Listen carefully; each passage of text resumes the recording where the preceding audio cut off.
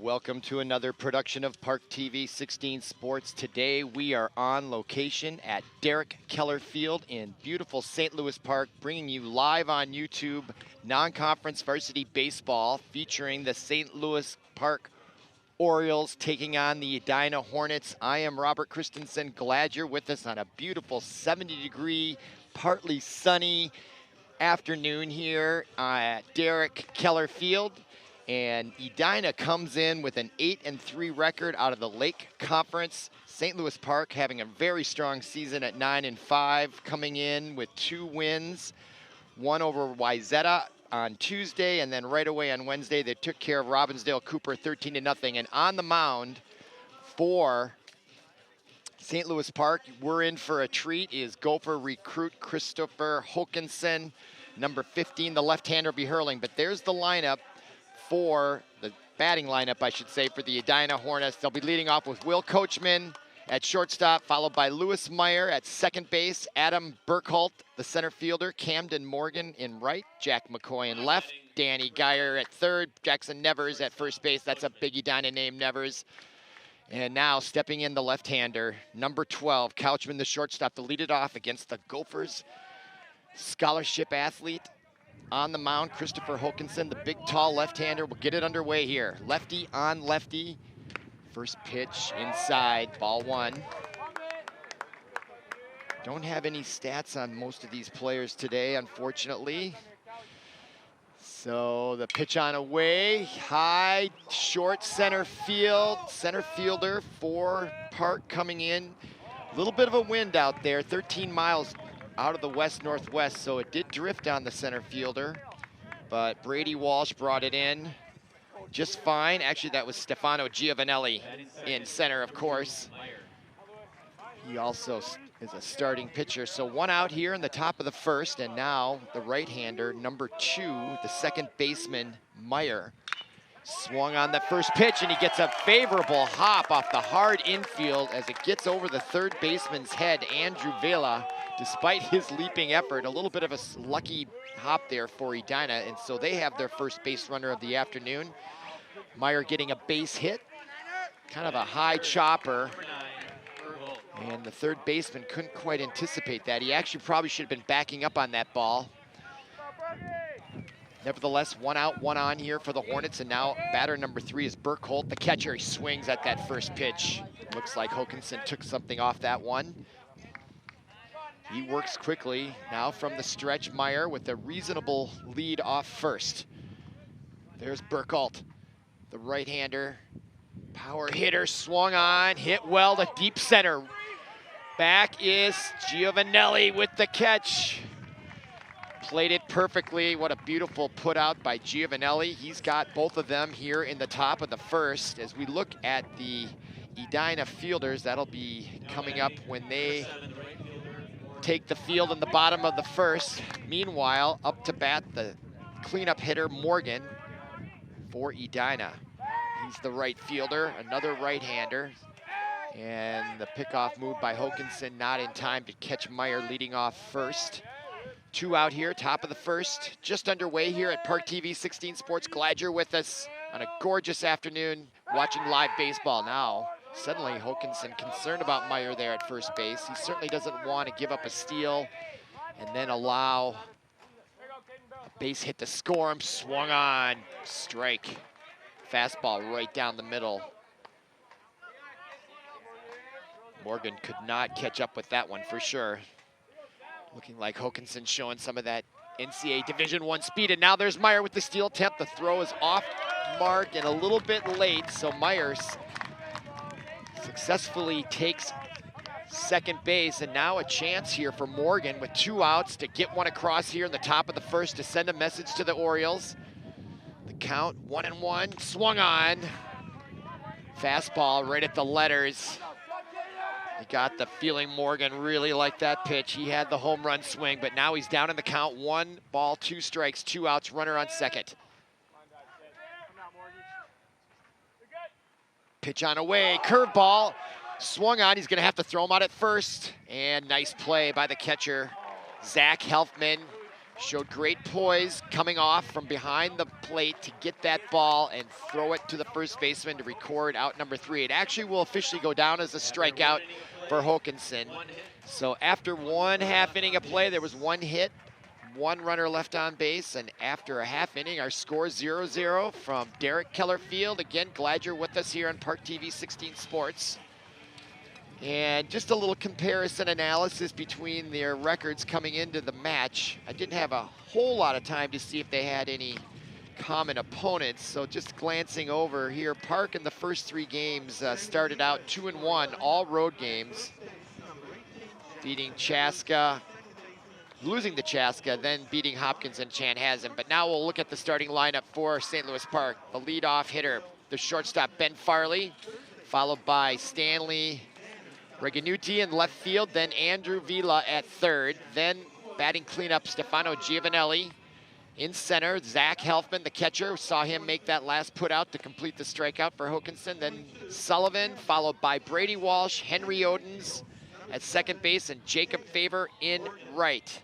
And on the mound, another left-hander for the Hornets, number 23, Henches, for Edina. They come in 8-3, St. Louis Park 9-5.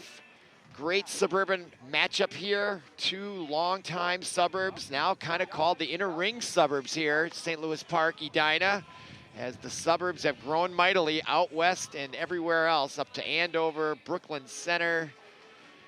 Even Mccoy is getting a lot bigger. Shakopee has grown. When I graduated from high school there was 9,000 people. Now it's 49,000. They are an emerging power out there, but this is a beautiful inner suburb rivalry between Edina and St. Louis Park. Now they're going to get up here at the bottom of the first. Ben Farley, followed by Stanley Reganuti and Christopher Hokanson. Okay, lefty on lefty, Henches on the mound. Strike from Henches. As I mentioned, the wind is coming out of the west at 13 miles an hour. In certain places in that outfield, it's going to be gusting. The flag is almost nearly horizontal. If a player gets one up in that jet stream, it's going to carry towards the left center, left field fence. So I expect we may see a home run or 2 this afternoon. Pitch on away, swung on right back up the middle, moving to his left nicely. The shortstop, the ball over in time, a little off the mark, but a nice play all the same for Edina as their shortstop, Couchman, gets it over to the first baseman, Nevers, to put out Ben Farley. Ball had a little bit of a chance to get through the hole right up the middle, but not quite enough pace on it in my estimation. So 1 out here in the bottom of the first. Up to bat for St. Louis Park, number 0, the left fielder, Stanley Reganuti. And that pitch misses way high and off the mark against the backstop.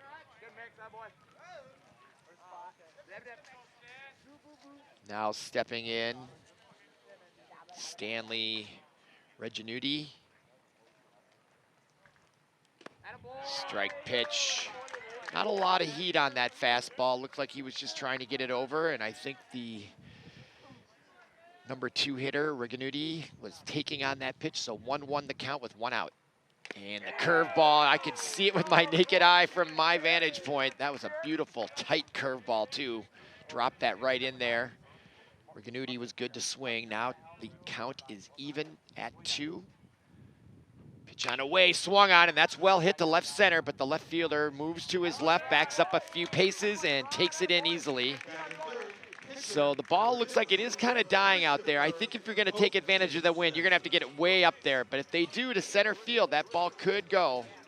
But right around here, near home plate, it's quiet. You don't feel any wind here, but it's windy out there. Okay, now 2 outs here in the bottom of the first. The number 3 hitter, Hokanson, and he hits on that first pitch. Bouncer to the second baseman, who quickly gets it over to Nevers for out number 3. So the Hornets go 1-2-3 in the bottom of the first, getting out the Orioles. And after 1 complete, our score is 0, with Edina coming up to bat in the top of the second. And due up for them, I expect, will be Mccoy, followed by Geyer, and then Nevers. Number 7, Mccoy. His first name is Jack, followed by Geyer. His first name is Danny, and so Danny Geyer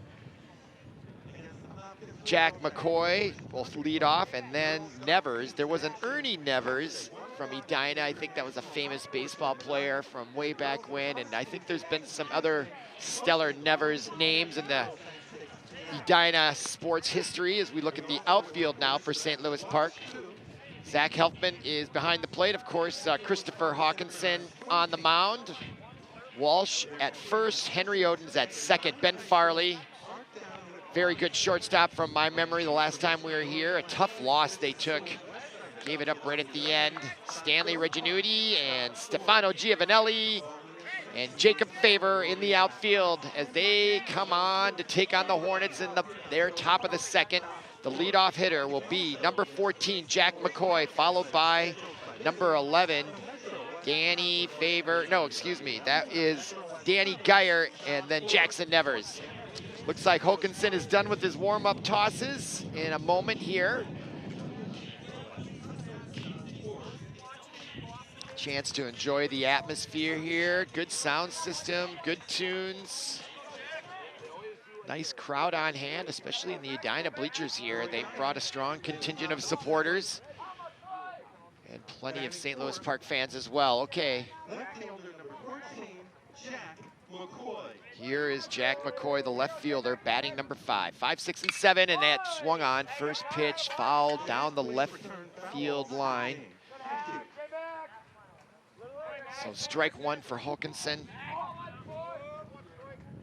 He'll go from the windup here. Pitch on away, swung on, fouled off to the left. So Morgan having a difficult time catching up with Hokanson's speed as he finds himself down in the count now, 0-2.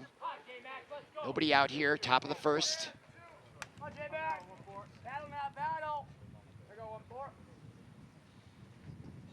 Swung on and missed, a 3-pitch strikeout for Christopher Hawkinson, the future Gopher. Off to a great start here in the top of the second.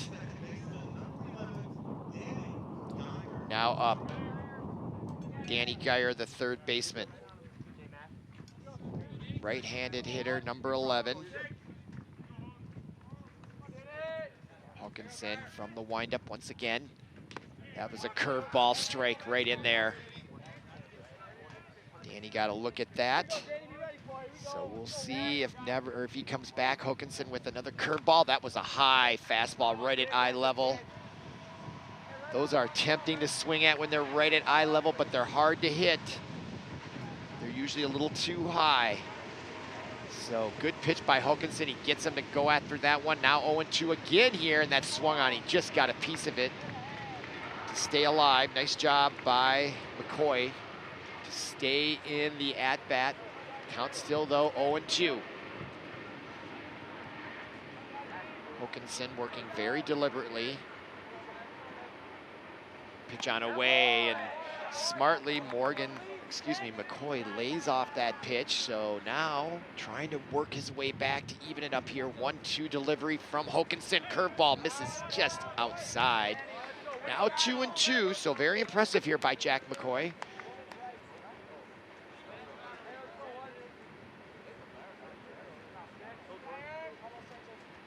Curveball gets him to swing in the dirt. He's gonna have to make another play, Helfman will, but he calmly steps out. And what's key about making those plays is the tendency is to want to throw the ball right away, but the player running down the baseline is in the way. So you're actually trained. You step 2 giant steps to the right or 2 giant steps to the inside so you have a clear path, but you've got to be disciplined to move over and just make the throw and know that you can catch up with your arm speed or with the ball speed. So nice put out by Helfman, nice strikeout by Hokanson, his second of the inning, and now that first pitch to number 18, Jackson Nevers, and he is a big kid with a lot of power just looking at him here. Number 18, look at that wide stance. He gets those arms extended, that ball is gonna get going. Swung on, nice curveball, had him fooled big time there. So strike one to ball one, 1-1 the count to Jackson Nevers. 2 outs here, top of the second. Working quickly, Hokanson, curveball again. Gets him swinging, and you can see Jackson Nevers shaking his head. He was baffled on that pitch. Now what's Hokanson gonna do here after 2 strikes with his curve? Will he come back with it again? This time a hard fastball at waist level. working that outside of the plate. Nevers stays alive. Count remains 1-2 with 2 outs, and boy, that flag is really blowing out there. But I don't feel a thing here at home plate, and it's another curveball, and it gets by. Helfman's gonna have to hurry a little bit, but he takes his time, and he's safe. That ball was high. I thought he was maybe taking a little bit too much time, but when he let it go, because I am situated right behind where he was throwing, so that will be credited as a strikeout. And that ball was high. He tried to tag him, but no, that was a good call by the first base umpire. It was wise for the first baseman, Walsh, to try to tag him, but it was too late. So that will be officially a strikeout for Hokanson, but nevertheless, it's still only 2 outs, and now they have a runner on, and that ball's down the right field line and just foul. No, they call it fair. We'll have to go to the replay, and that will send the first base runner over to, and now it gets by. And now there's going to be a play at the plate right here. If Helfman get a hold of it, no, he's off, and that's going to allow the runner on first to get to second. So not a good sequence there for the Orioles on that play, but I am curious. I had a great vantage point of that shot down the line. Was it fair or foul? Let's see if we can tell from our replay here. I don't think I'm going to be able to. That was fair. Yep, it was in. That was a brilliant hit by Nevers as he hung in that count. And rather than try to overpower that ball on that last swing, it appeared to me he's like, just get a part of it, and he just caught up with it enough to get it inside the line. And then on the throwing error from right field, and now it looks like we may have an injury. Hokanson is bent over there, and it may have happened with that play at the plate, and looks like they're addressing both ankles perhaps. I don't know if we have a replay of the play at the plate to see if something happened there. Doesn't look like he's inclined to want to leave the game though, just his body language. Let's see here what we can see. So there's the ball to right. Here comes Nevers around second. Here's the throw, and that gets airmailed. There goes the runner to second. Now the play at the plate. There's Hokanson, and there's the slide, and right there. Yeah, he rolled it just a little bit. Kind of where the umpire stands, there's an indentation there, so it's uneven, and he did catch it. Yeah, he's hurting, but I would, yeah, ouch. They're gonna take him out. Yeah, he's in pain. And we did see that roll there, didn't we? Great camera stuff there, great camera work.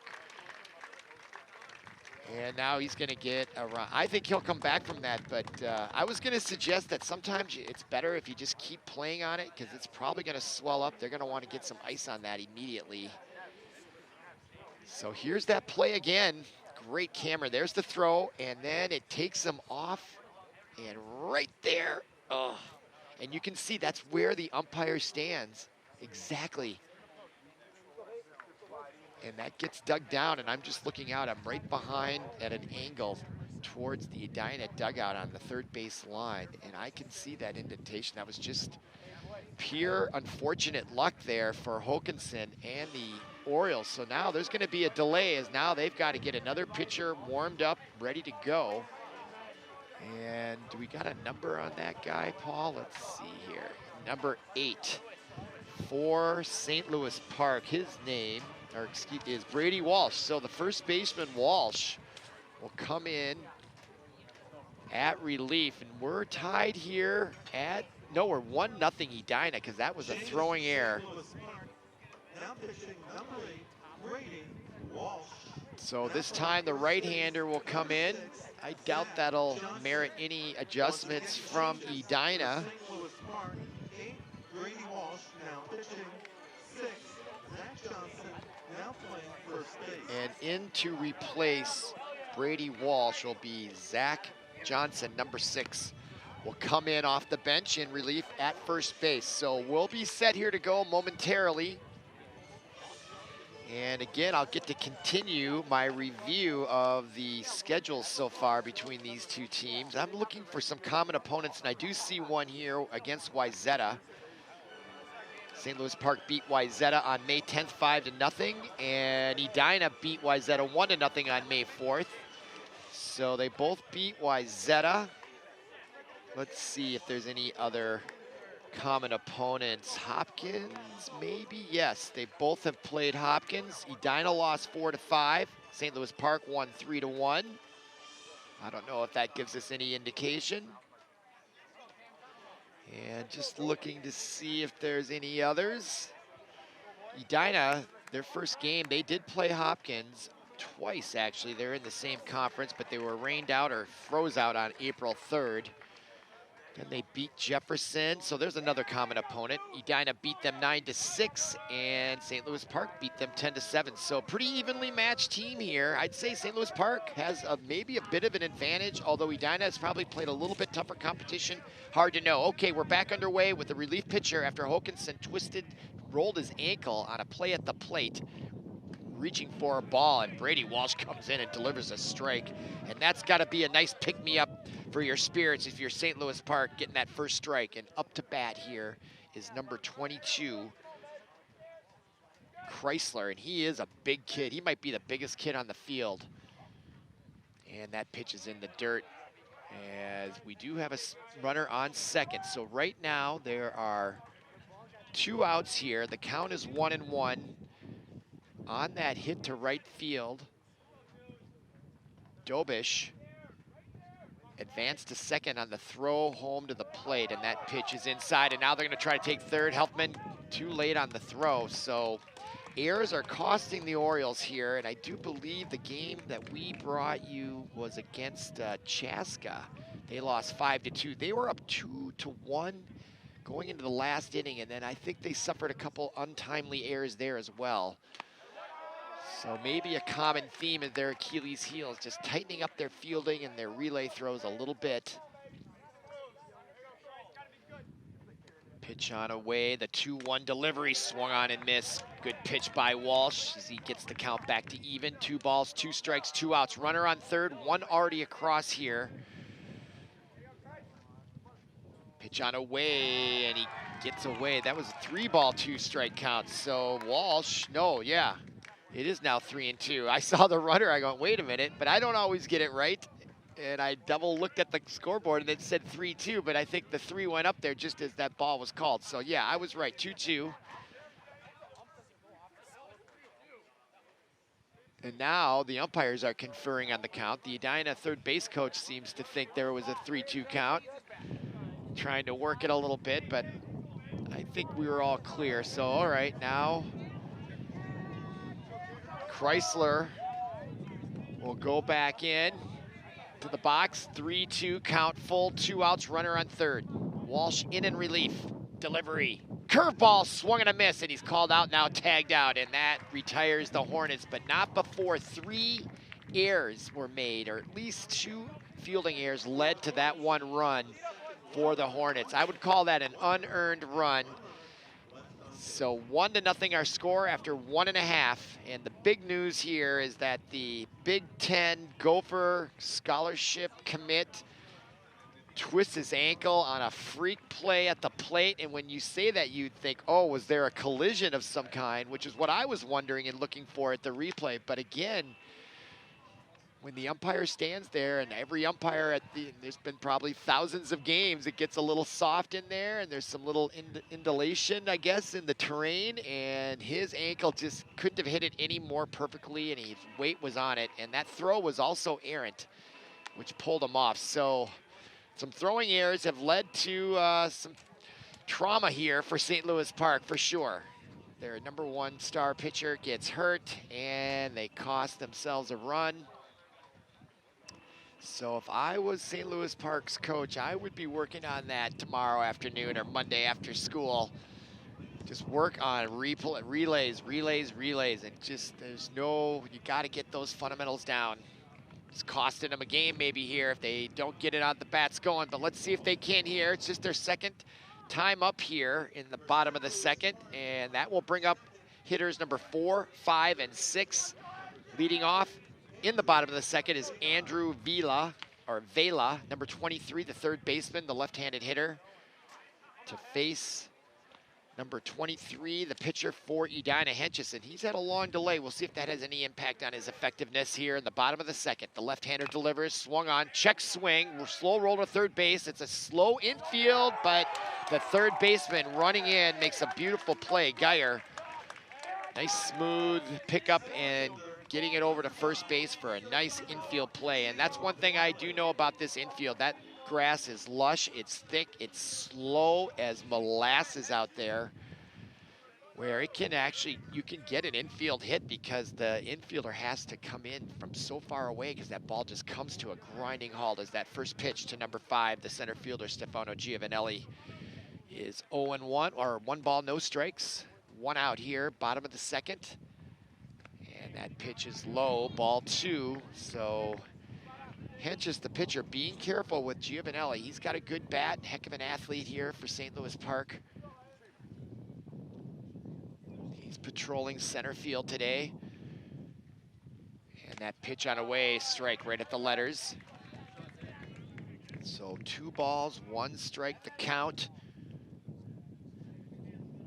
More clouds seem to be coming in. It's getting to be more overcast and sunny. That pitch right back up the middle, tipped by the pitcher to the shortstop. He gets it, guns it over, and gets him in time.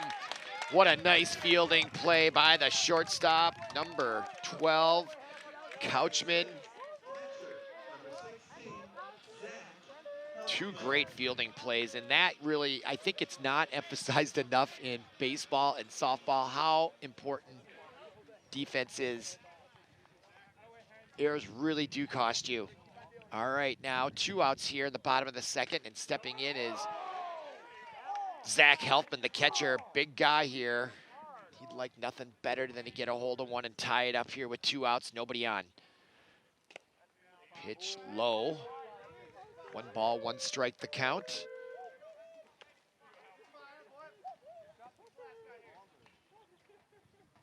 Zach Helfman now, 1-1 the count, 2 outs.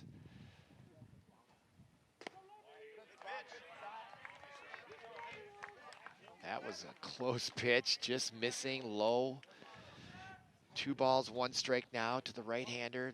Big catcher here, Zach Helfman, trying to get something going. That's popped up, infield, going back. The shortstop comes in to make the catch. So 3 up and 3 down again for the Hornets, and the Orioles will now come back out in the top of the third. Our score after 2 complete from Derek Keller Field, 2-0, or excuse me, 1-0 Edina. On 2 hits and 1 error. And that 1 error corresponds to that 1 run. So you just draw a diagonal line, how errors can cost you. You draw a diagonal line from under the E up to the 1 run, and that they equal. That's exactly why they exist.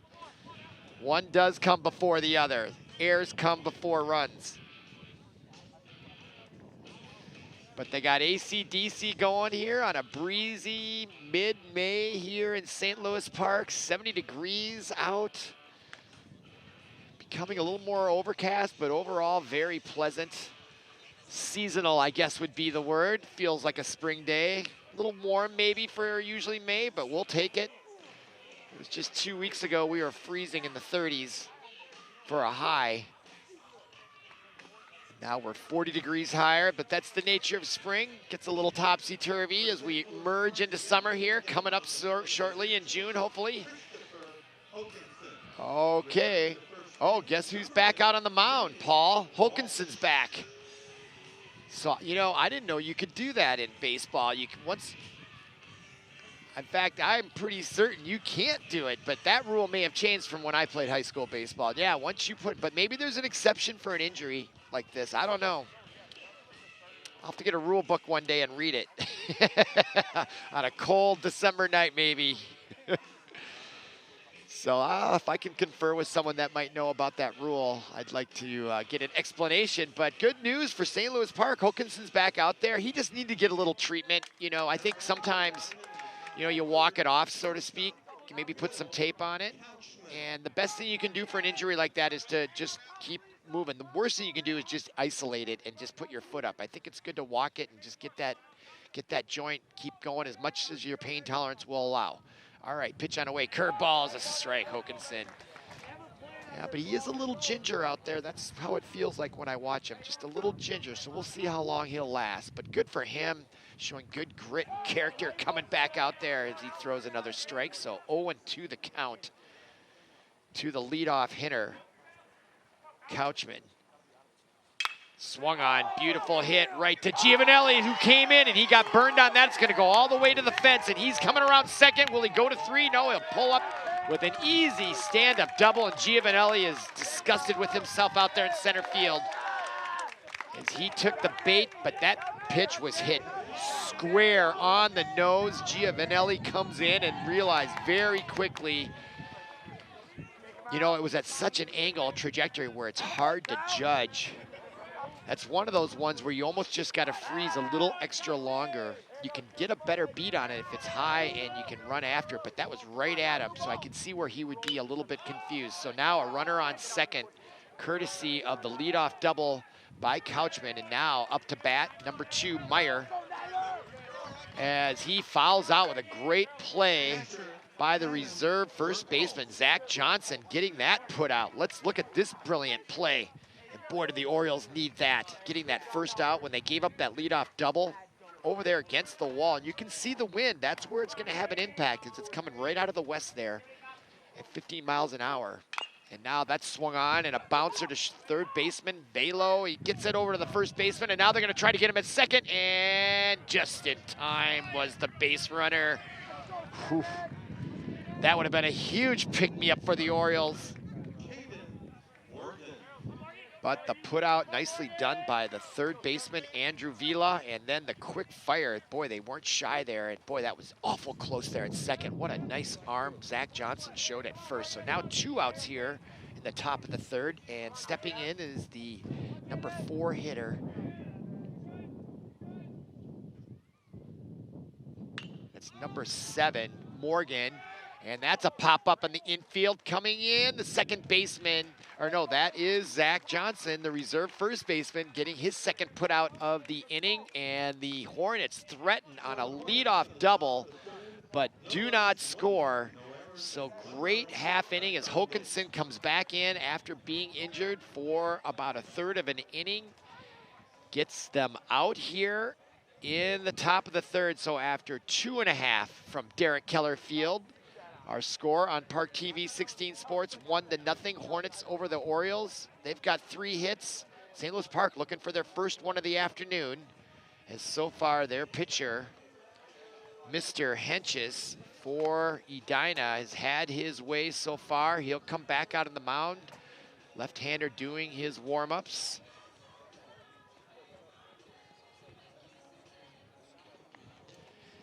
Henches' first name is Nick. One thing I don't have a lot of info on here are first names. So Chrysler's first name is Camden.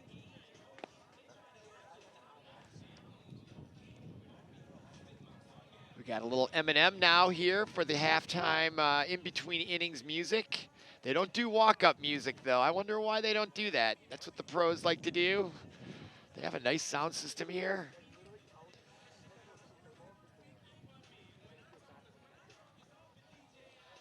Another warm-up pitch there by Nick Henches. Then the throw down to second goes into center field. For St. Louis Park in the bottom of the third, batting 7th, designated hitter, number 25, Graham Sullivan. So Graham Sullivan will step in at DH. He's the number 7 hitter, so the bottom third of the order coming up here in the bottom of the third. Sullivan, Walsh, and Odens.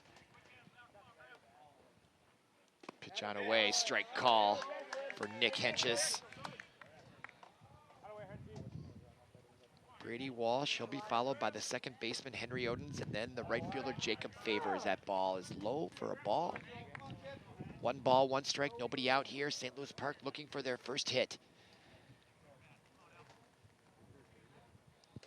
Pitch on away, just inside. Missing by just a little bit there, so 2 balls, 1 strike the count. Pitch on away. High and outside, perhaps. Now 3-1 the count to the number 7 hitter, Zach Helfman. Or excuse me, Graham Sullivan, the DH. Should get a good pitch here. And that ball's high, so he walks the first batter in the bottom of the 3rd. And nice at-bat there for Graham Sullivan. And the tying run is on first with nobody out. Now stepping in Brady Walsh. He started out as the first baseman, and he's had to transform himself to be a relief pitcher. And now I think he's back at first base, actually. So the right-hander, nobody out. Nick Henches delivers another ball. So that's 5 balls. He's having a little difficult time finding the strike zone suddenly here. So if you're Brady Walsh, you may be taking here. Pitch on away, misses. That's another ball. That's 6 now of the last 7. I'd be taking here, unless it's so juicy you can't help yourself, but it's gotta be a layup type hit. Pitch on away is high, and now Nick Henches is struggling for sure. It's official. That's 7 balls out of the last 8 pitches. You gotta believe Walsh will be taking all the way here.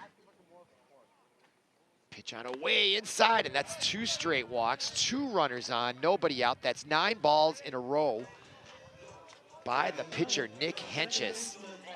And now the number 9 hitter, Jacob Favor, lefty upon lefty here. And boy, you gotta think he'll be taking here too.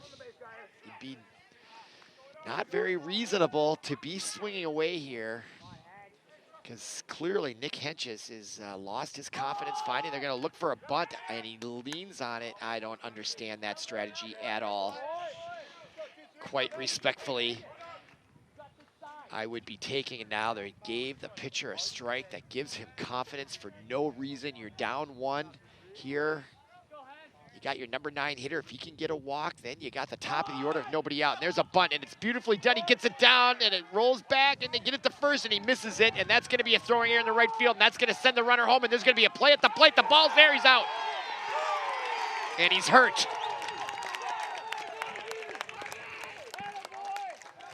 Graham Sullivan went for it, and here he comes, and he was out. I am positioned right there. What a great throw. You could not design it better. What a play from the right fielder for Edina. Morgan, or there may have been a relay there, but my goodness, Edina's defense pulls him out of the hole there. St. Louis Park would have had runners, bases loaded, with nobody out, and now they've only got a runner. Well, they do have a runner on 3rd and 1st, so they have that. So they still got a good inning going here, but they could have had bases loaded if they'd just been a little more patient. No reason to send that runner. You got all this pressure. Still, though, runners at the corners, and a chance for the Orioles to get that first one across here with a fly ball to medium deep center right. Left field should get the runner home. Be a shame if they can't get that run across here. Swung on, and the runner's gonna come home from 3rd. The throw to first is in time for the out, but they do get the runner on the fielder's choice. So the Orioles tie it up here in the bottom of the 3rd. And a nice inning they've had here with a couple walks to lead it off. And then a beautiful bunt by Jacob Favor. That was incredible. He had backspin, and when it hit that long grass, it spun away from the pitcher, and he beat it out at first, only to have the lead runner thrown out at home on a perfect play. Okay, now 2 outs, bottom of the 3rd. Runner on 2nd now. That's Favor, as on the bunt.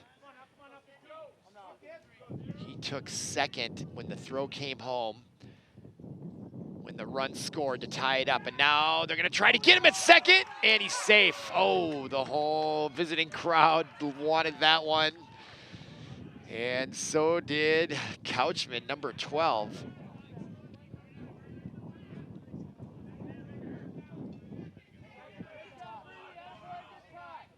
So now the count, 2 balls, no strikes. Go ahead run at second, 2 outs here in the bottom of the third, and there's a strike call to number 0, Stanley Reganuti. Regunti, I think is how I should be pronouncing it. 2-1 delivery, foul back. Count now even at 2 with 2 outs, bottom of the third.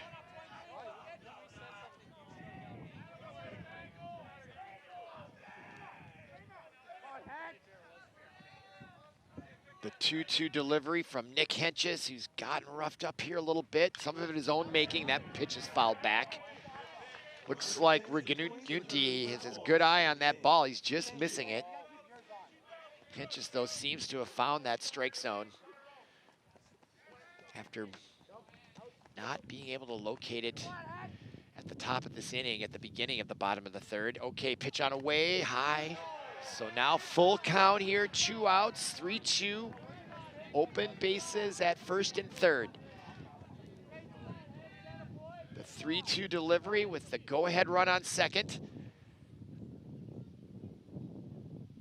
Pitch on away, they called him out. He thought he had a walk, and I wonder if the umpire wasn't punishing the runner who was assuming he was getting a walk. He looked like he went a little too fast. Maybe trying to sell the umpire, but that may have been a good strike right at the letters. So nevertheless, Henches gets the strikeout to end the inning in the bottom of the third, but not before the Orioles on a couple of leadoff walks and a brilliant bunt leads to a fielder's choice run for the Orioles. So both teams have an error and both teams have given up a run. So 2 unearned runs. So a very even game. They're mirroring each other basically here through 3 complete at Derek Keller Field. It goes to show you my adage, defense wins championships, and it is true for baseball like any other sport. And this is Exhibit A right here, this first 3 innings. But for the errors, there would be no runs. There's a, for sure, causal connection there. As we look out at the mound, they're doing a little landscaping there as number 3 coming over to help, Ben Farley.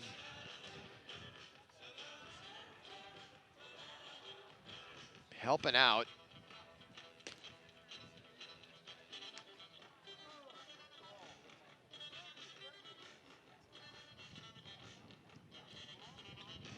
The shortstop was helping out Hokinson, and you know, he is concerned, and it is the right ankle that he twisted, or was it? Yeah, it was the right ankle he twisted, so that's the foot. Was it the left? It might have been. So that would be the ankle that he's pushing off the rubber on. So it looks like I'm watching him now. He doesn't seem to have any hitch in his gait, or however you want to say it, in his manner of walking around there. Now batting for Edina in the top. Well, there's a little bit of a hitch now that I'm watching him there. You can see it there on your camera, on your TV screen. So, but he's, most of the strength comes from the legs. So if his ankle can withstand the pain, he's good to go. Should be just as effective. He might even be more effective. It might make him relax a little bit more and pitch more effectively. Okay, Hawkinson pitches, and that's swung on, and that is hit to right field. The right fielder coming in, had to gauge it there. Because again, there's sort of some unseen winds up there higher in the atmosphere off the field. But a nice play by Jacob Favor out there. It's kind of hard to pick up this ball with this overcast sky as well. Having played outfield in the past in high school, and when it's this gray, sometimes if that ball is a little bit dirtied up, it's hard to pick it up in this type of light in the middle of the afternoon. So that first pitch on the way to number 11, that is Geyer. Count now 0-1. 1 out here, top of the 4th, and that's a curveball, missing high and outside.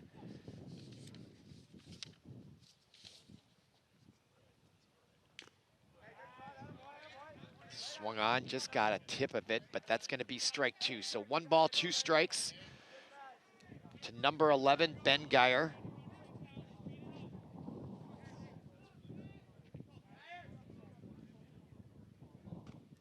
just missed. I thought he could have rung him up on that one. I think Hokanson wanted it too. Just looking at his body language, it seemed to indicate he thought he had that one. Now he comes in with a fastball high, and that's swung on. Second baseman retreats back. Watch that swirling wind, and that is the example, the swirling wind up there, folks. It is tricky, but nicely done by Henry Odens at second base, tracking that ball. Yeah, watch him go to his left. He thinks it's right there. He's trying to find it in the overcast sky, and just, yeah, wow. You can see the relief. That is tough duty out there, trying to catch a fly ball, especially like that. And that's actually was a high pop-up, and the higher it is, the more it's gonna blow about. Okay, now 2 outs, nobody on. Strike one, the count to number 18, Jackson Nevers, as he swings at that pitch, and Hokanson seems to be in good form here now at the top of the fourth. 2 quick outs, about to retire the side here. 0-2 the count. Nevers looks in, curveball, swing and a miss, and Hokanson has his way, and that's a 1-2-3 inning for the Orioles. And after 3.5 innings, our score 1 each on errors by each team. So we're even here against 2 evenly matched inter-suburban teams. Edina came in with an 8-3 record. St. Louis Park 9-5. As we go to the middle of the fourth, listening to a little 80s music. Who is that? Kenny Loggins, I think. Top Gun. Oh yeah, that's appropriate. The remake is coming out, I think, this summer. Came out yesterday, Paul tells me. So now I like to go to movies, and there hasn't been a lot to see in the movie theater. It seems like everything's on Netflix, but I like going to the theater, and that one I think I'm gonna go see just because it's so nostalgic. Unfortunately, I was alive and well, and already not, I don't know, when did this movie come out? In the 80s? So 86. So almost, what, 35 years ago? 96, 2006, 2016? Yeah, almost 40. So it should be fun. Good movie, looking forward to it. I think the movie production business slowed down during the pandemic as well. So like everything, the supply chain of movies, like everything else, has been impacted. We're going to be riding out this pandemic for another year or two, and things will be, I think, back to normal. It just has to smooth its way out here with time. But baseball is being played in a beautiful outdoor day. Kind of hard to get the virus, I think, when you're outside on a windy day like today, especially if you have a good immune system. Pitch on away. Oh, that looked outside, but they gave Sam Hentges that pitch. Oof, very generous strike zone here now in the bottom of the fourth. And batting is number 15, Christopher Hokanson, the Gopher recruit, left-handed hitter. Big strong arms there as he has a count now of 1-1 to Nick Hentges on the mound. Number 23, the lefty delivers. And that ball is in the dirt and outside. So 2-1 the count. Lefty to lefty here. Hokanson trying to help himself out here. Base hit, and that ball is really crushed, and it gives back deep. Will it make it out? And I think it's going to be held up. He hit it a ton, but that is a big outfield out there, and getting back there in time to reel it in was the center fielder, Mr.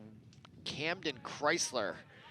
So 1 out now for Edina on that long put out to center field.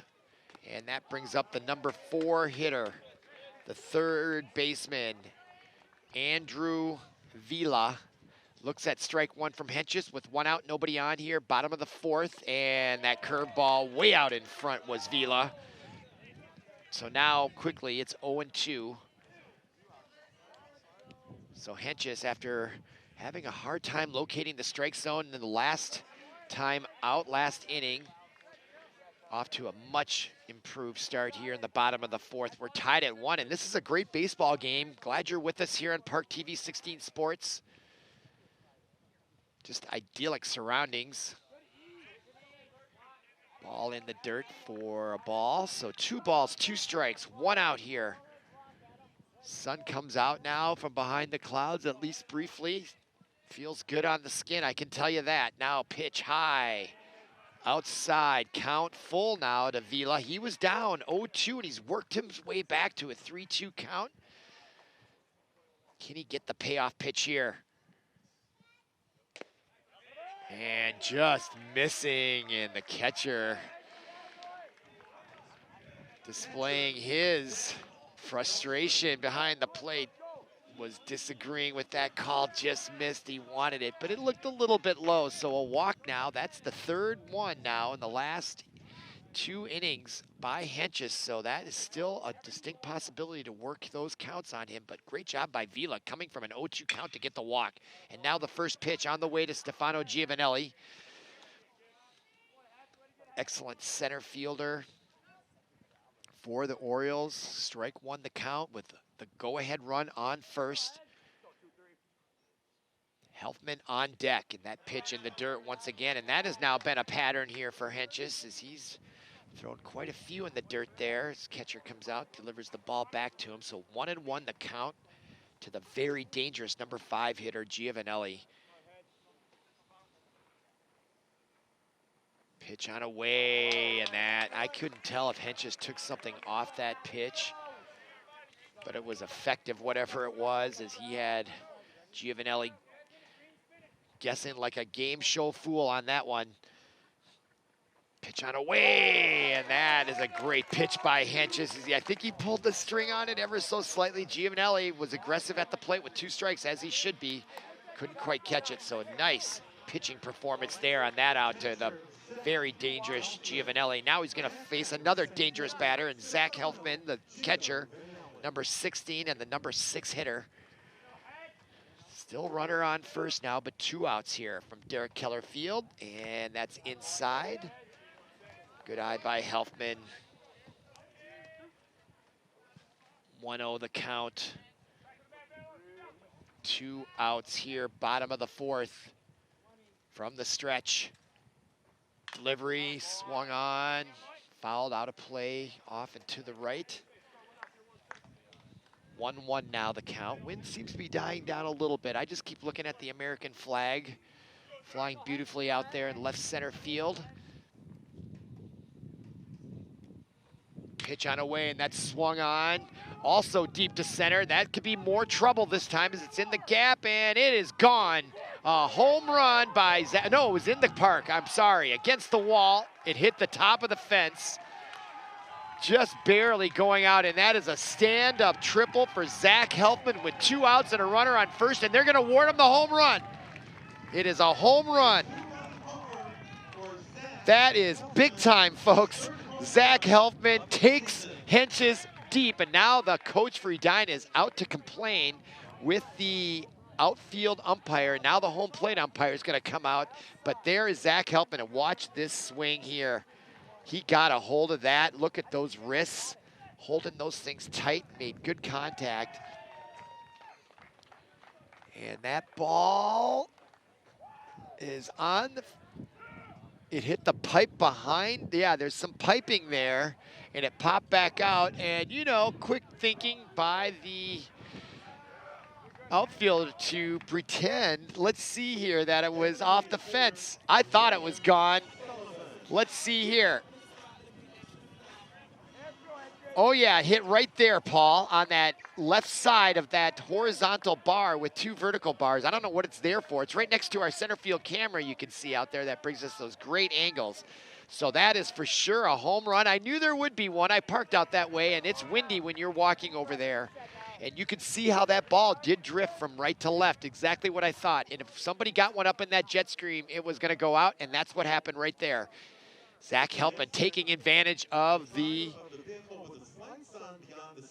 Oh, now, Paul, can we get a view of the center field? There's some people with the headlights out there, and it's right in the batter's eye. Right at dead center field, there's a car with its headlights on, and there it is, the guilty party. And it is there. There's our camera, so you can see how it's in the batter's eye, because that's where our camera is. And he's on his phone, and let's see if that guy with the dog's gonna go out and talk to him. But yeah, they're gonna have to get this corrected.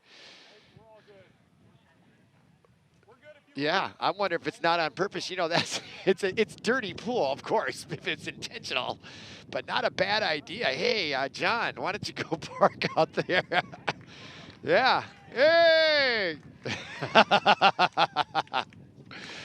Oh, that was hilarious. And boy, right away, they get going here in the meanwhile there's a baseball game going on and there's 2 outs and St. Louis Park is up 3-1 after a 2-out 2-run blast to left center by Zach Helfman, and it all started with Velo at an 0-2 count, the number 4 hitter working it to full before getting the walk, which paved the way for Helfman to hit the 2-run dinger. They're up 3-1 here, still in the bottom of the 4th, and up to bat is number 25, Graham Sullivan. You'll recall he got thrown out at home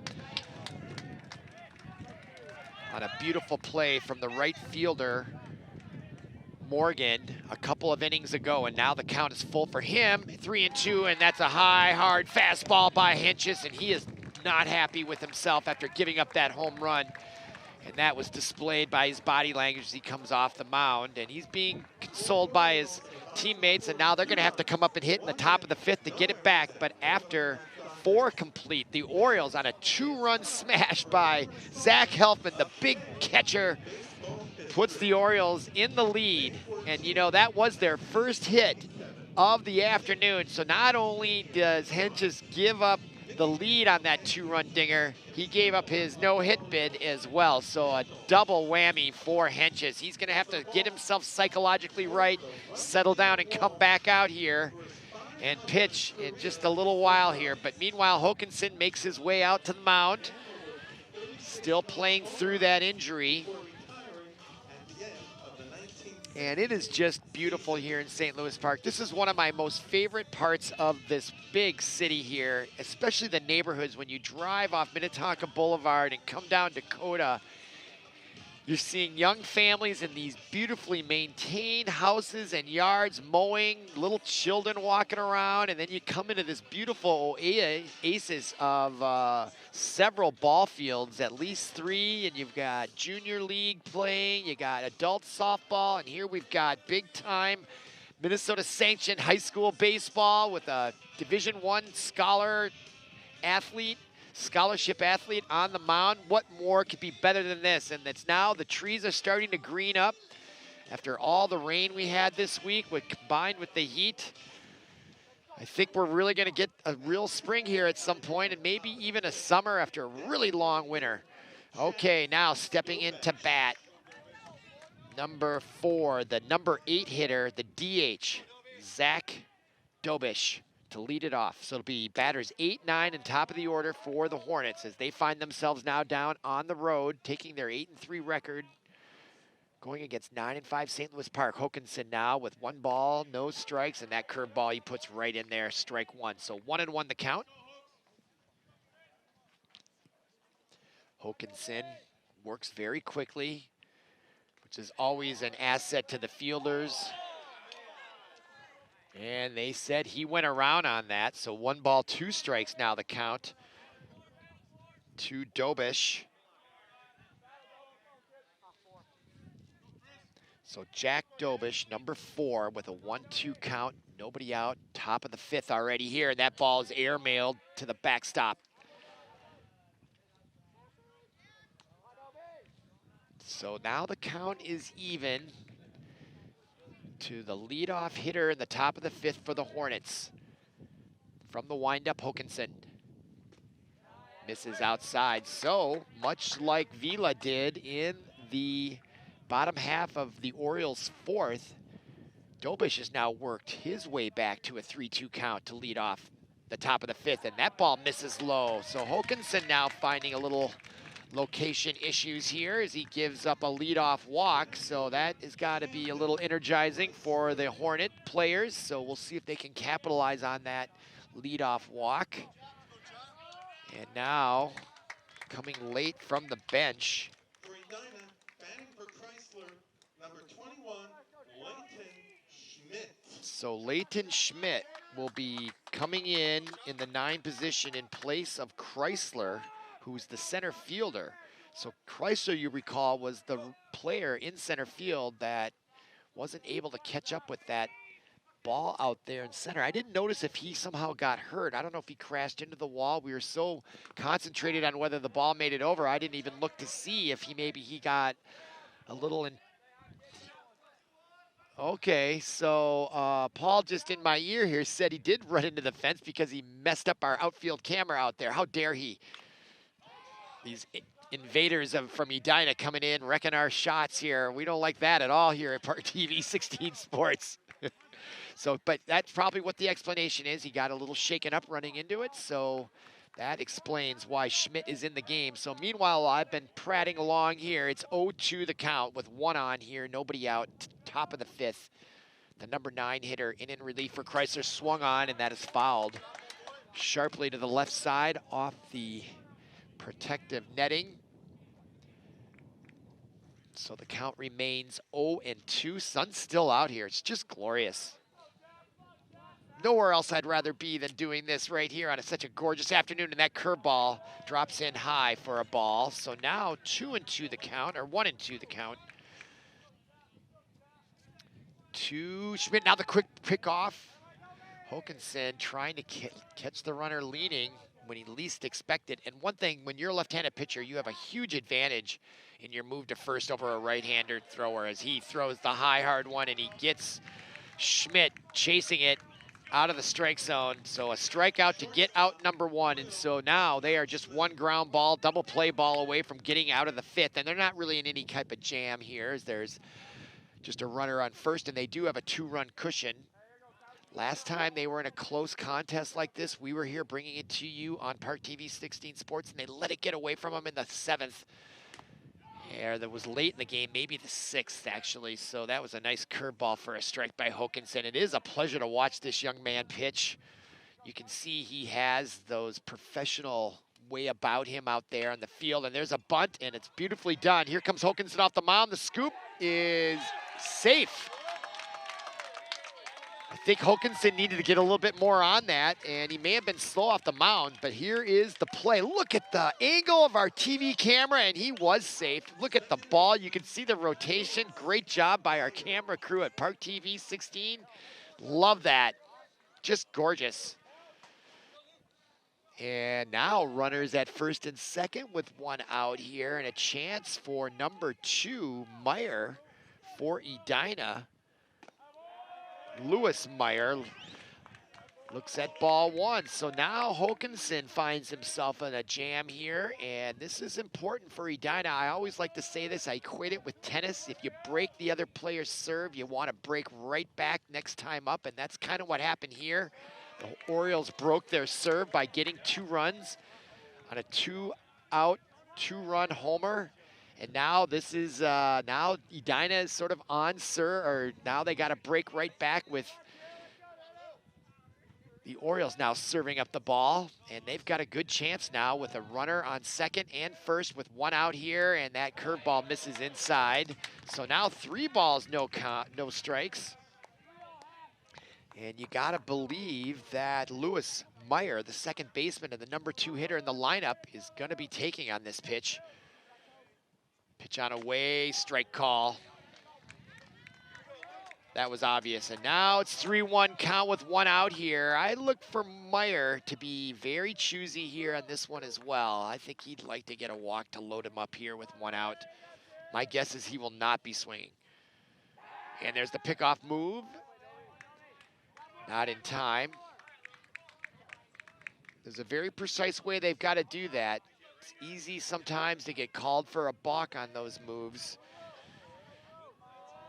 Got to know those mechanics or you'll get rung up on the balk call. Now the curveball, strike call. Beautiful pitch by Hokanson. What a pleasure to watch a pitch like that.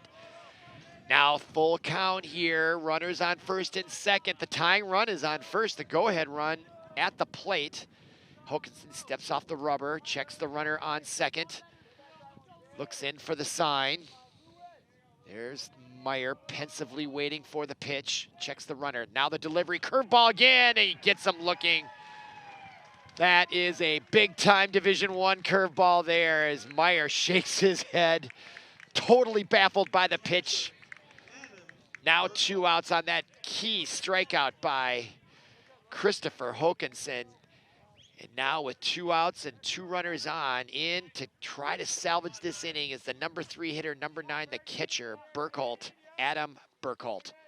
Pitch on away, fastball, swing and a miss, and now Hokanson is in cruising form here, I feel, after those 2 curveballs. That was a tight fastball. 0-1 the count now to Burkholt.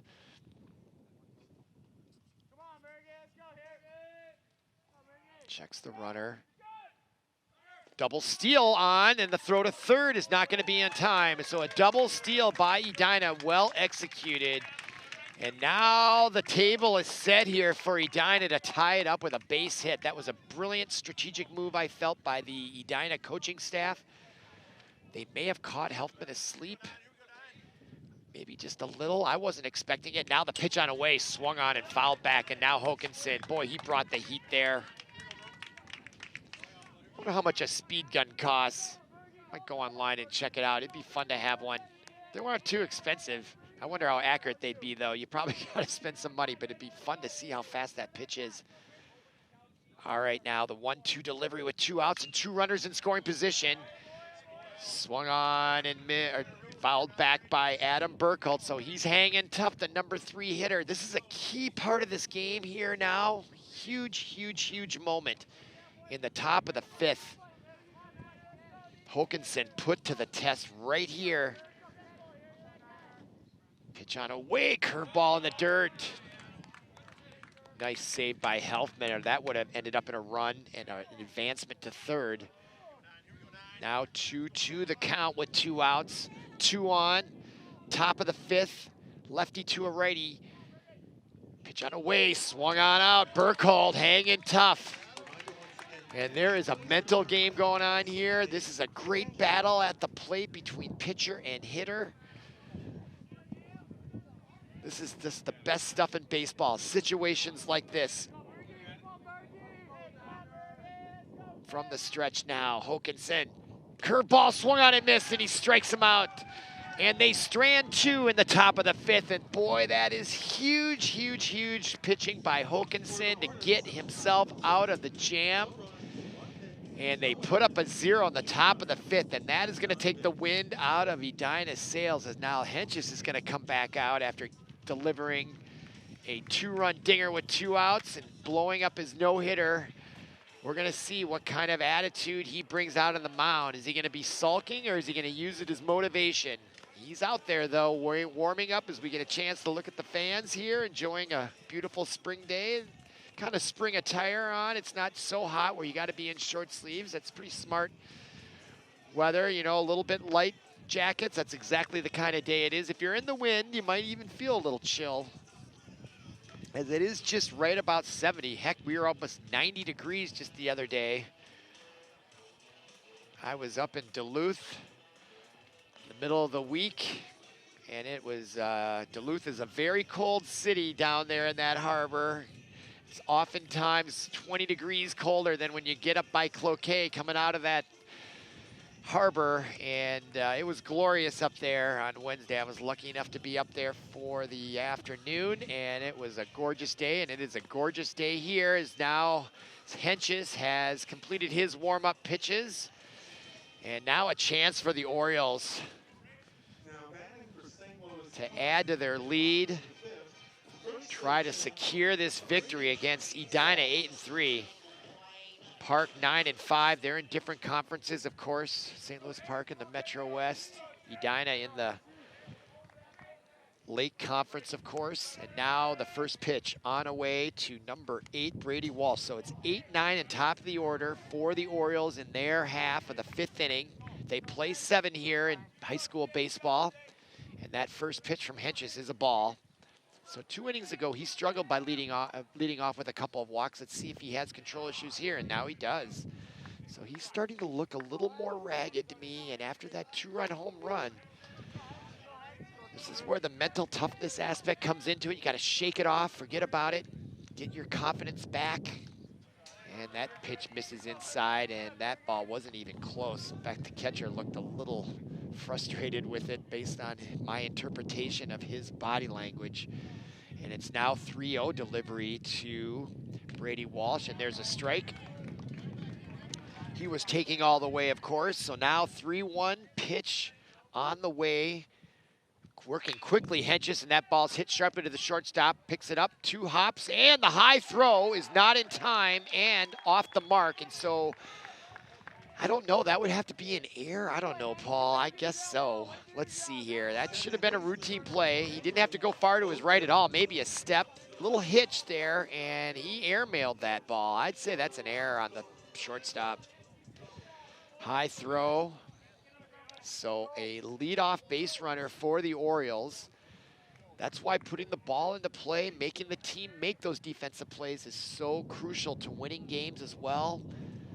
And now the leadoff runner on, nobody out, and up to bat is Jacob Favor. He likes to bunt. He leans in as if he's going to. He put down a nice one that led to a run. Or did it? Or is that when Sullivan got thrown out at home? But it led to a scoring opportunity, I'll put it that way. Let's see if he's going to be doing the same with another runner. Yes, he is, and he does lay down another beautiful bunt. And the catcher gets out from behind the plate and guns him down at first. Catcher beating Adam Burkhalter for out number 1, but Favor does his job by advancing the runner on the fielder's choice. As there's Burkhalter coming out and getting that ball over just in time, showing speed there was Favor. So now with 1 out and a runner in scoring position, it's the top of the order. So well done by the Orioles coaching staff to call that bunt. They have used Jacob Favor very effectively in that number 9 hole, and he really does have that bunt down. And you can get that down and you can do some damage, especially with this long infield. It just allows that ball to slow down. And now that pitch was declared a no pitch. There was time called by the umpire. So that's a no pitch, so still 0-0. Oh, did they? They walked him. Intentionally. I think so. I think that, I don't know what that was. Maybe it hit him. Swung on, hit sharply down. That's gonna be in the corner, and runners are gonna score. As number 0, Stan Ragunti, gets a double. Now there's gonna be a throw at the plate. No, now a play at third, and he's safe. Wow, and Ragunti gets up with enthusiasm on that beautifully hit ball into the corner in left, all the way against the wall, and there's a lot of space out there down the line in left field. As we go to the replay, brilliant hitting, well done, way out there. Might as well be in Siberia out there. Long throw in. Both runners score easily. And then here's the play at third. Nobody covering, and Ragunti recognized it. And wow, that was a close play. The tag was on his helmet. That may have been a tie, but what's the old adage? The tie goes to the runner. So, but boy, that was a close throw there at third. So now there's going to be a meeting on the mound. So Hentges, after giving up 2 runs on a 2-run dinger in the bottom of the 4th, has now given up 2 more here in the bottom half of the 6th on a triple 2 RBI hit for Ragunti. And now the ensuing batter was Christopher Hokanson as he grounds out to first base for out number 2. And now up to bat, the left-handed hitter, the cleanup hitter in the 4th position is Andrew Vila. And still a duck out there on third base. A base hit will get him across for another insurance run as the Orioles now lead 5-1 here in the bottom half of the 5th. After scoring 2 runs in their half of the 4th, they're up 5-1. Prior to that, had been tied at 1. Both those runs scored on airs, but not these last 4 by the Orioles. They've been all earned. Just home run and a triple for the Orioles. Nice heat displayed there by Hentges. He seems to be a little down there out there. His body language probably can't be happy with what's happened here. 2-ball, 1-strike delivery swung on. It was foul tipped for strike number 2 to the number 4 hitter, number 23, Andrew Vila. Wind continues to blow out of the west, northwest, mostly west. That's going to bring in the cooler temperatures, at least compared to the 90s we had earlier this week. And that pitch misses, and Rigunti holds up at third as the ball got away from the catcher there, but not too far. So this far, the Hornets have 4 hits, and the Orioles have 2, but they are big hits, aren't they? And now we're gonna have a meeting between the umpires, and now the head coach for the for the Hornets is coming out. And now we're looking at baseballs. So, not sure what they're talking about there. Awful quiet here, though. I think everyone's wondering and pondering and maybe hoping we can overhear something. It looked like there might have been an issue with the ball or something. I don't know. Anyway,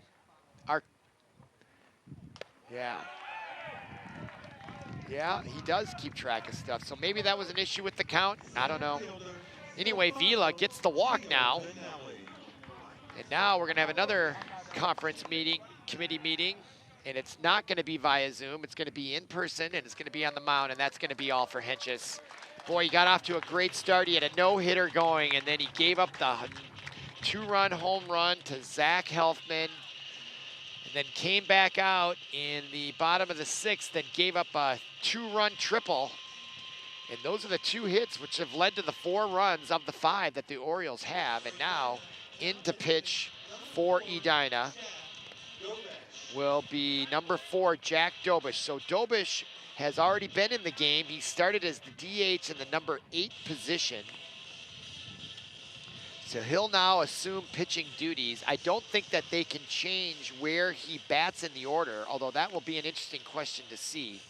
That's another rule I remember playing baseball. You couldn't be messing around with the, wherever you were in the lineup is where you stayed. There was no switching around there. But again, that rule may have changed too, especially if the substitution rule for pitchers has changed over the decades since I've played.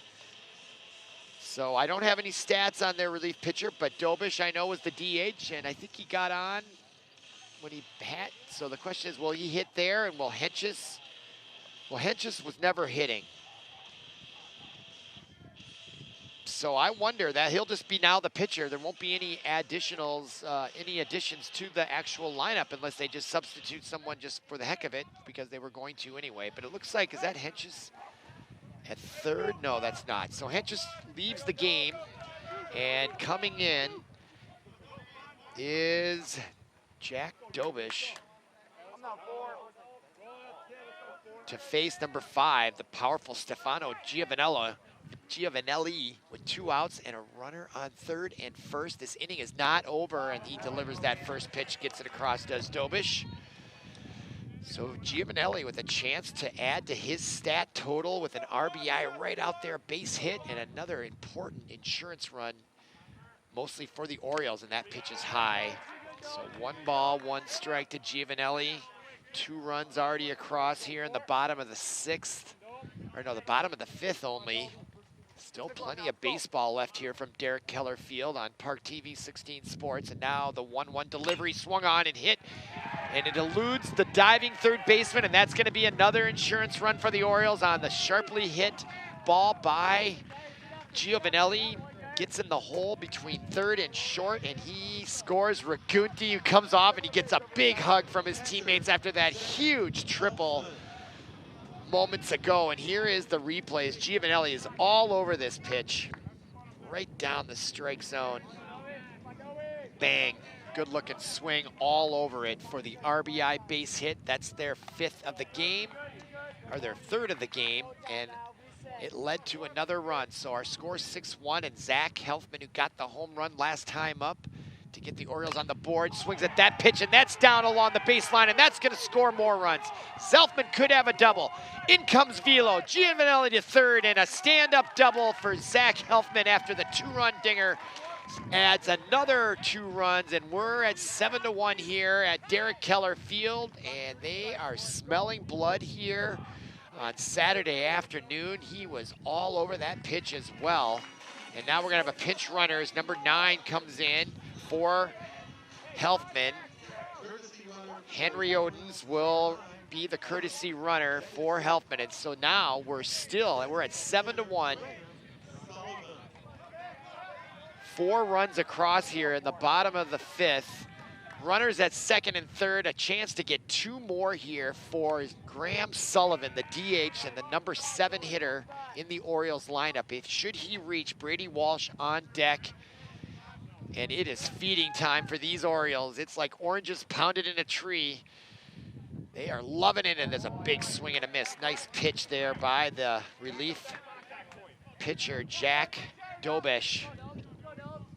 He inherited a terrible situation, giving up now 2 runs of his own. Those will be credited against Henches, actually, as they were already on base. Okay, pitch on away, swung on. Fouled sharply to the right side. Boy, a hit down that right field line will for sure score 2, especially with the pinch runner in there for Helfman. And you can understand, he's the catcher. That'll give him a chance to catch his breath, get all his equipment on in a relaxed manner. And that ball swung on, and another base hit down the line. And that will score 2, as in comes the pinch hitter, and that is a base clearing single for number 25, Graham Sullivan. And now what do we got here?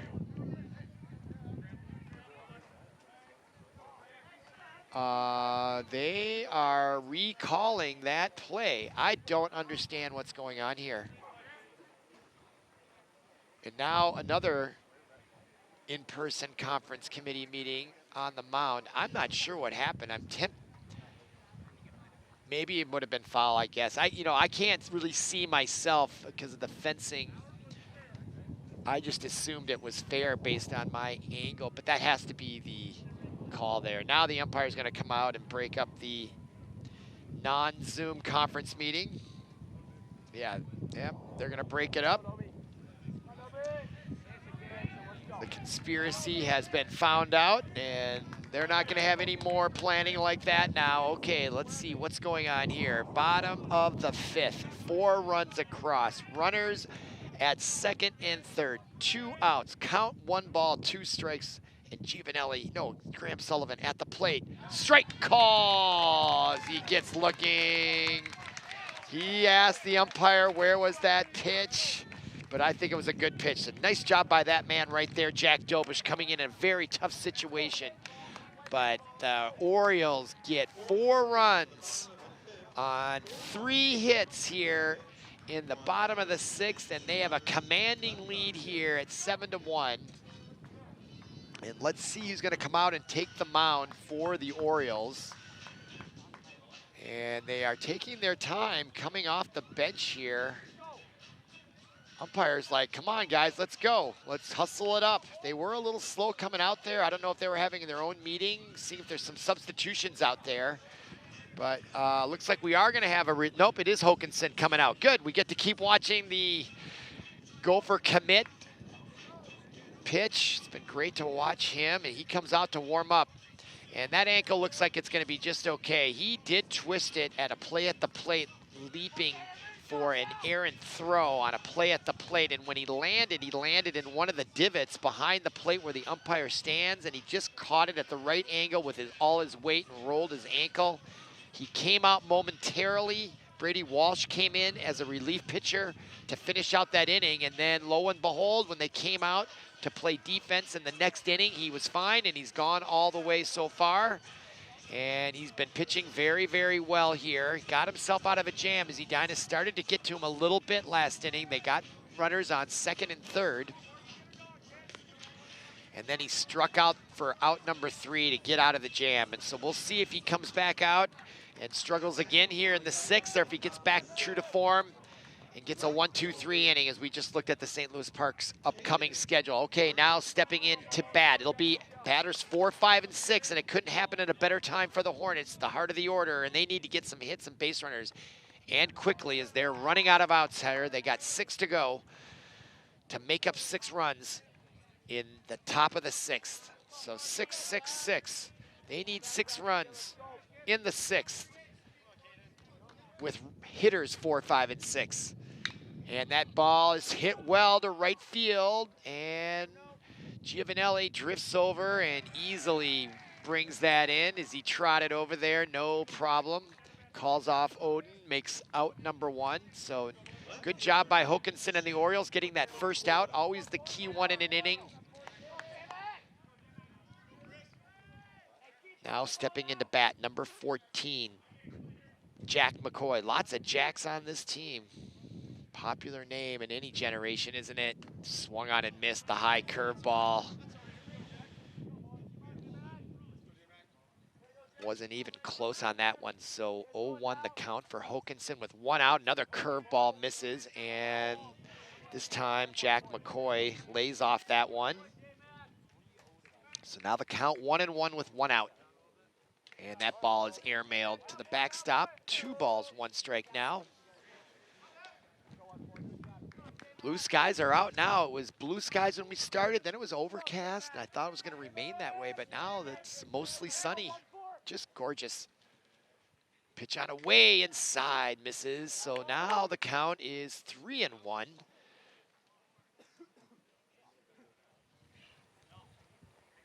Oh, and I think the umpire took that one off. Yeah, he's holding his right knee there.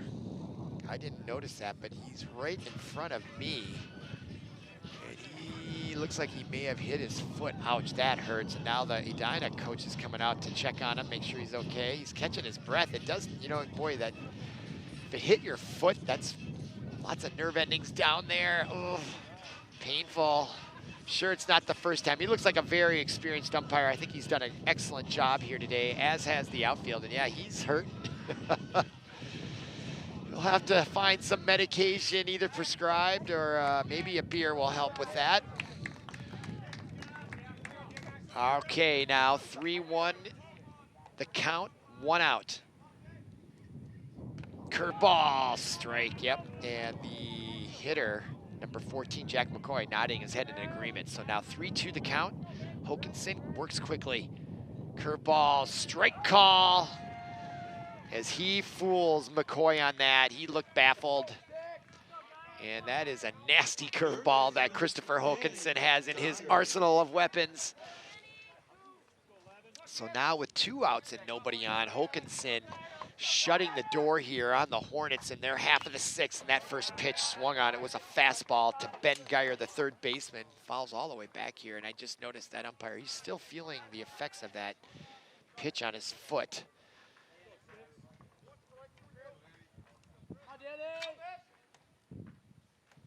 The 0-1 delivery from Håkansson, that's high. You know, I was just looking where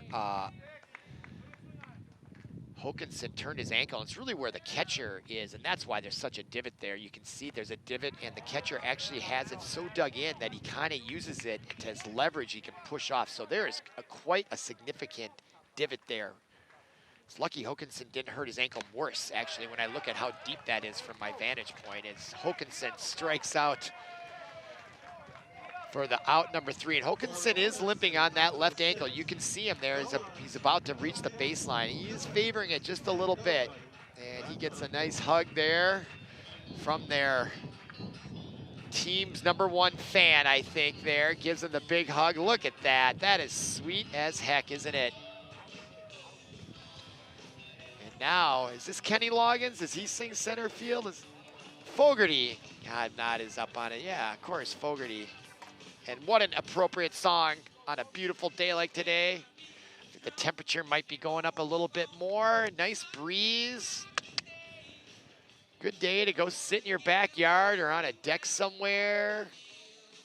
After the game today, still lots of the afternoon left to enjoy. What a perfect day. You get a nice baseball day early in for a couple hours or so, and then you go get to do something else. It's like having 2 separate Saturday afternoons in one, isn't it? And out to take the warm-up pitches in relief again is Jack Dobush. He started as the DH hitter, and so now we're in the bottom of the 6th. Orioles up to bat, 6-run lead. They came in with a 9-5 record, but this game is far from over. The Hornets will have one more chance at bat. They have some powerful hitters. They have a very formidable record in the tough Lake Conference, 8-3. So now the test here for the Orioles will be to close it out here, and that would be a nice thing to do for them at home at Derek Keller Field. Glad to be bringing it to you on ParkTV 16 Sports on Location. We're streaming live on YouTube. Glad you're with us, enjoying this gorgeous afternoon here in St. Louis Park. You can see it's late arriving spring. The trees still are just starting to wake up noticeably, but it's a great sight to see. Okay, in their half of the sixth, it'll be Brady Walsh, Henry Odens, and Ben Farley at the top of the order. So 8 hitters, 8, 9, and 1 to lead off the bottom of the sixth. And from Dobush, it's 1-0 delivery. Swung on, hit well, foul, way out in front there. So after facing the much speedier Henches, the Orioles have got to be a little bit more patient at the plate. Wait on that pitch just a split second longer.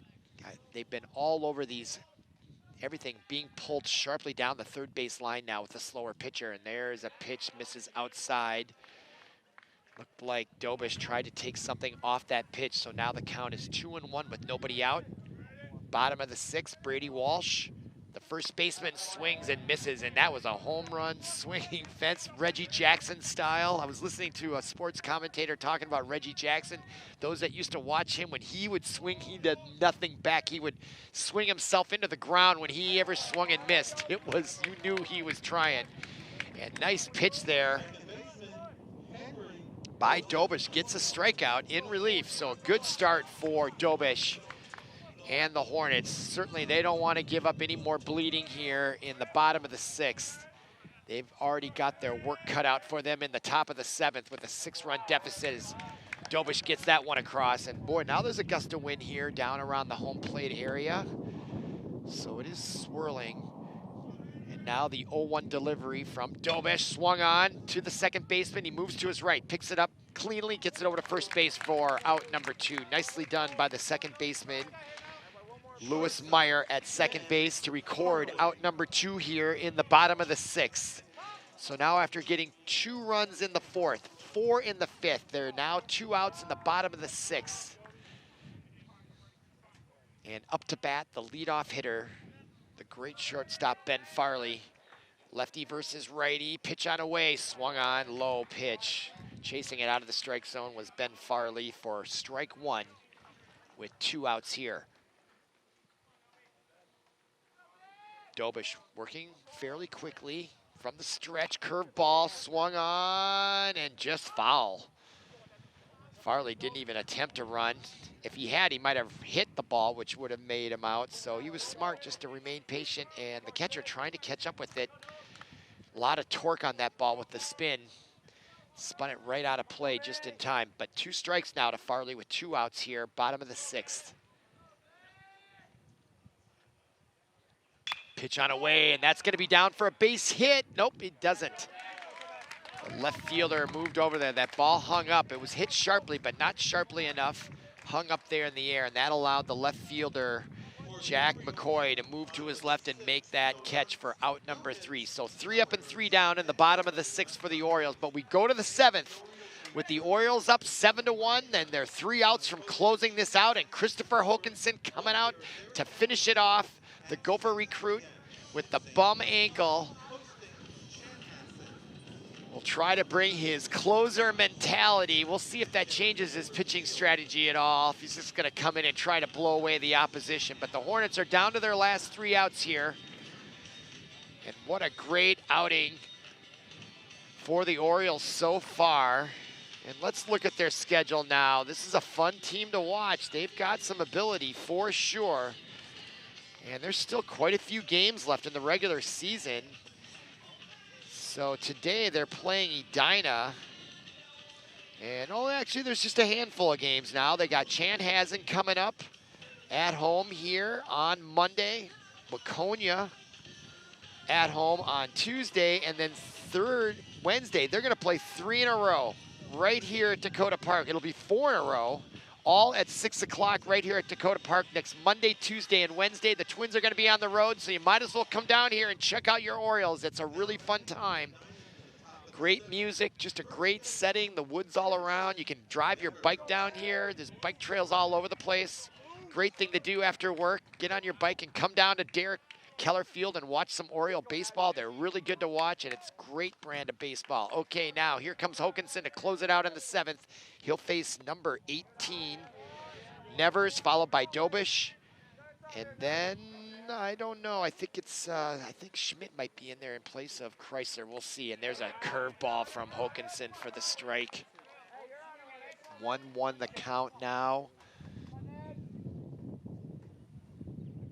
2 Nevers and another nasty curveball. The Hornets have not been able to figure out Hokanson's curveball this afternoon. That's a big reason for their lack of scoring. And their 1 run came on an error, actually, I'll tell you. So that's not even an earned run against Hokanson. And now he's saying, my bad on that pitch in the dirt.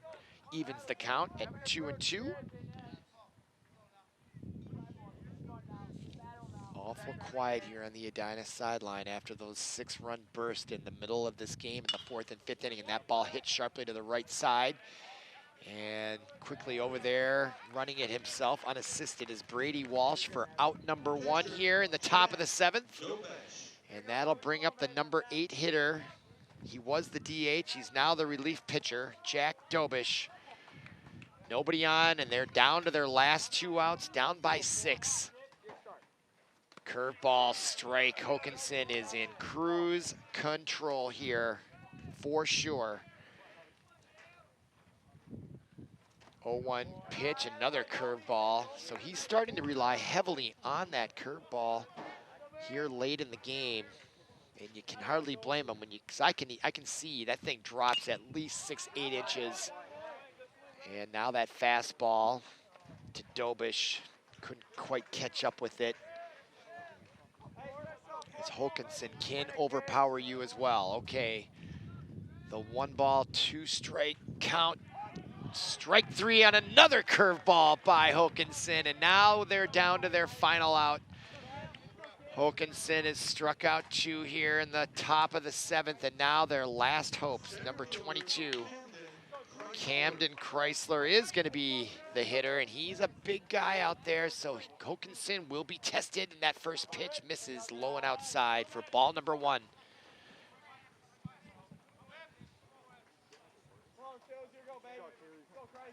Pitch on away, swung on and fouled out of play into the right. And that tells you how effective Hokanson is with his fastball, is consistently Edina is following those off to the right, which means they're barely catching up with it. They just can't catch up with the timing.